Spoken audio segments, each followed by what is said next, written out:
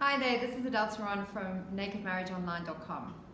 So I received a question on our website and I wanted to answer it. A really good question actually. Are people putting too much effort into saving relationships when they should really be breaking up and moving on? Okay, so I really love this question because in my opinion, people give up too quickly.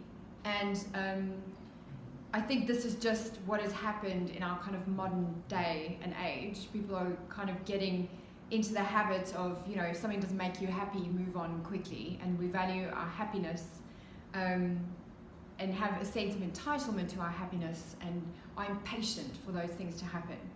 Now the truth is, the real secret to a long-term relationship is having lower expectations and learning patience and delayed gratification. You have to go through some tough times to kind of push through the pain barriers to actually make a success of a relationship. Like anything great that we want to achieve in life, if you're training to run a marathon and you've never run a marathon before, you need to kind of learn how to have strong feet and learn how to run and strike the road in the right way and kind of build up your kind of stamina and endurance over time. And there'll be times where your muscles are sore and you're not getting on with the running, and other days where it's brilliant and you're really enjoying yourself. You've got to kind of push through to achieve this goal and outcome that you're seeking. Same thing in a long-term relationship. It might start really beautifully and it's full of giddiness and excitement, and then over time that kind of excitement wanes and you kind of get to know bits and pieces about the person that you might not enjoy as much. And you've got to kind of push through those things to come back together and find exciting things in the relationship again. In the same way, you've got to push through those pain barriers to ultimately achieve the goal. And if you think of today's society, we, in our culture and the way that people work, your iron breaks, you throw out the iron. A toaster breaks, you chuck out the toaster. The guy that you're with isn't exciting anymore and you decide you want something else, you just chuck him as well. We're quitting really quickly. So it's really important to understand you've got to push through some pain barriers. And in interviews that I've conducted for successful long-term relationships, all the people say the same thing. Low expectations of the person combined with delayed gratification. The ability to kind of have commitment long beyond troubles and tribulations that you go through, and trials that you experience within the relationship. You need to push through those barriers to actually, fall back in love again. And sometimes it ebbs and flows. Sometimes one person is really committed in there and the other person is checked out. And sometimes it's the other partner that is experiencing checked outness while the other one is kind of displaying that commitment. So a few tips and techniques that I will recommend to kind of, save relationships and, give them another chance is as follows. So first things first, accept that your partner is not a disposable commodity. They're not an iron or a toaster that deserves to be chucked out. There's a reason you were brought together with that person in the first place. And, sometimes you've got to push through some pain barriers, assuming the relationship is not toxic to you, assuming it's just like the normal ebbs and flows of irritation. You've got to push through those pain barriers and fight to save the relationship. Next thing, you need to have delayed gratification. If you're sowing some positive seeds today, it could be 3 to 6 months before you begin to reap the rewards of that. So you've got to have some patience. That work that you put in today might take some time to shift something within the relationship. The next thing I would recommend is it really only takes one person to shift the environment of a relationship. So if you're struggling in your relationship and you're not kind of flowing with each other, you just need one person to kind of decide and choose, I'm going to work on this. I'm going to focus on seeing the best qualities of my partner, and I'm going to fight to kind of work on this relationship and shift the filters through which I see that person so that I can fall back in love with them.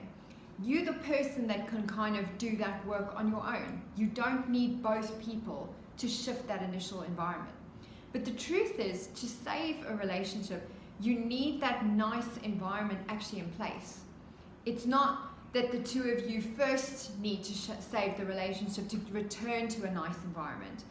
A relationship is easier to save when the nice environment is actually present within. And to do that, it really only takes one person to shift their view of their partner. Next thing is to kind of understand that if you're chasing the kind of beginning stage of a relationship, this is a fruitless pursuit. It's called, that beginning stage of a relationship is when we're full of lust and limerence and it's all beautiful and shiny and almost perfect. This is just never sustainable. If you're seeking limerence, you're at risk of kind of falling into affairs and that kind of stuff. You've got to really be seeking true love. And true love is a function of acceptance and it's a function of commitment long beyond, that limerence kind of feeling. So it's that choice and choosing this person that you're with and going, okay, for better or for worse, you're my person.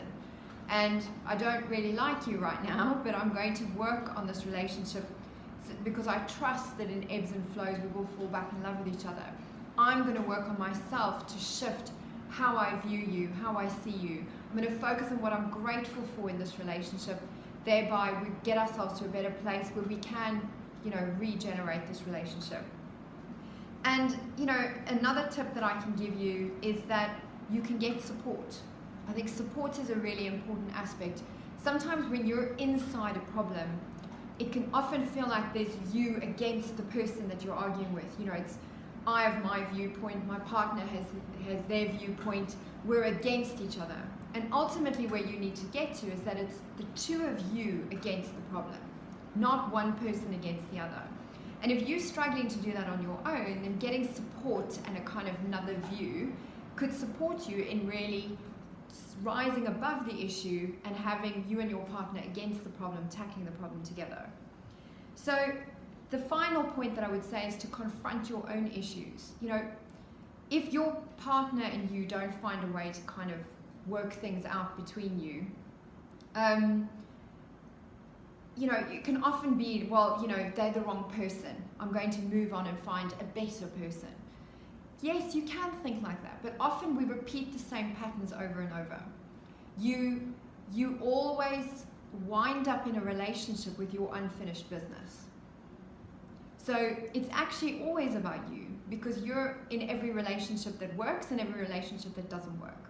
So the more you confront your own issues and work on yourself and your own kind of, focuses and views in life, the more successful you will be in tackling issues in relationships and having better relationships and qualities of relationships with people.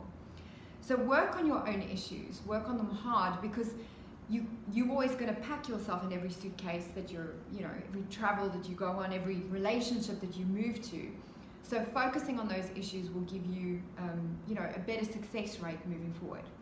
So I hope those tips and techniques kind of help. And, thank you for listening. And, feel free to ask us more questions so that we can address those in these kinds of videos.